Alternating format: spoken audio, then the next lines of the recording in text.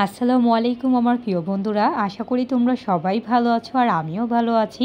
আর প্রতিদিনের মতো আজকেও আমার সকল বন্ধুদের সাথে মজাদার একটা রেসিপি শেয়ার করতে চলে আসলাম। মা আজকে বাসায় রান্না করছে শিং মাছের মজাদার দো পেঁয়াজের রেসিপি, যেটা আমার বন্ধুদের কাছে আগেও বলেছে আমার মায়ের হাতে এই রেসিপিটা আমার কাছে অনেক অনেক ভালো লাগে। ইভেন আমার বন্ধুদের কাছেও রেসিপিগুলো ভালো লাগবে, কারণ মায়ের প্রতিটা রান্নাই হচ্ছে কম মশলায় অসাধারণ স্বাদ।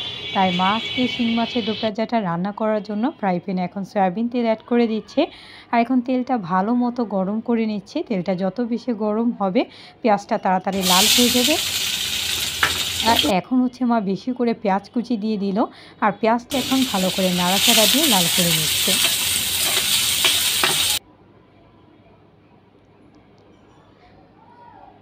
পেঁয়াজটা আস্তে আস্তে লাল হয়ে আসছে বন্ধুরা, ভালো মতো লাল হয়ে আসলে এই দো পেঁয়াজা রেসিপিটা খেতে ততটাই টেস্টি হয়।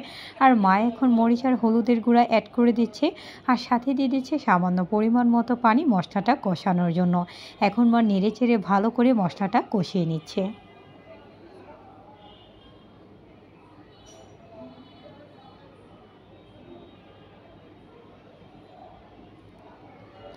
আর এখন মা মশলাটাতে অ্যাড করে দিচ্ছে সামান্য একটু রসুন বাটা, যেটা মা সব সময় দিয়ে থাকে প্রতিটা রান্নাতেই রসুন বাটা। এতে একটা দারুণ ফ্লেভার আসে রান্না থেকে।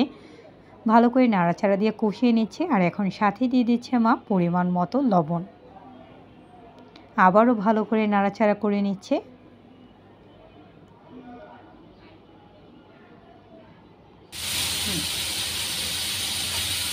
আর আস্তে আস্তে মশলাটা কষানো হয়ে যাচ্ছে, তাই হচ্ছে মা কষানো মশলাটাতে কাঁচামরিচ আর সাথে হচ্ছে টমেটো কুচি দিয়ে দিল।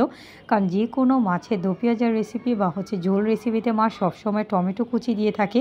এতে দারুণ একটা কালার আসে আর খেতেও অসাধারণ লাগে। আর এখন মা ভালো করে মশলাটার সাথে টমেটো আর কাঁচামরিচটাও ভালো করে কষিয়ে নিচ্ছে। আর তোমরা দেখতেই পাচ্ছ বন্ধুরা, অলরেডি কষানো হয়ে গেছে। আর যেহেতু মা শিং মাছের দো পেঁয়াজা রান্না করছে, এখন হচ্ছে আগে থেকে ধুয়ে রাখা শিং মাছগুলো দিয়ে দিল। দিয়ে ভালো করে এখন নাড়াচাড়া দিয়ে মশলাগুলোর সাথে মাছটাও কষিয়ে নিচ্ছে। মায়ের হাতে এই দো পেঁয়াজা রেসিপিগুলো বন্ধুরা যদি একবার ট্রাই করো, আশা করি আমার বন্ধুদের কাছে মায়ের হাতের রেসিপিটা অসাধারণ লাগবে। আর এখন ভালো করে হচ্ছে মা কষিয়ে নিল মাছগুলো। আর এখন হচ্ছে একটু পানি দিয়ে দিচ্ছে বেশি করে, এতে সুন্দর মতো মাছগুলো গলে যাবে। দিয়ে আবারও ভালো করে নাড়াচাড়া করে নিচ্ছে।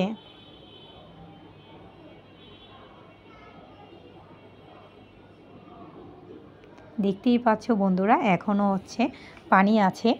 আর যত পর্যন্ত পানিটা না শুকাবে, তেল না চলে আসবে, মা হচ্ছে নামাবে না। আর উপর দিক থেকে এখন মা হচ্ছে ছড়িয়ে দিচ্ছে ধনিয়া পাতা। এতে দারুণ একটা ফ্লেভার আসবে দো পেঁয়াজার রেসিপি থেকে, আর খেতে জাস্ট অসাধারণ লাগবে। আর আস্তে আস্তে মাছটা বাড়িয়ে দিয়েছে, তোমরা দেখতেই পাচ্ছ। ঝোলটাতে বলক চলে এসেছে, পানিটা শুকিয়ে আসলে মা নামিয়ে নেবে। আশা করি আমার বন্ধুদের কাছে আমার মায়ের হাতের এই অসাধারণ মজাদার শিং মাছের দো পেঁয়াজার রেসিপি ভালো লেগেছে। তোমরা কিন্তু অবশ্যই বাসায় ট্রাই করবে একবার হলেও। আর লাইক কমেন্ট শেয়ার করতে ভুলবে না। যারা যারা আমাকে সাপোর্ট করেছো অসংখ্য ধন্যবাদ। আমার সেই সকল বন্ধুদের যারা এখনও সাপোর্ট করেনি, সাপোর্ট করে ফেলো আমার নিত্য নতুন ভিডিও দেখার জন্য। আজকে এই পর্যন্তই। Thanks for watching my video. Allah Hafiz.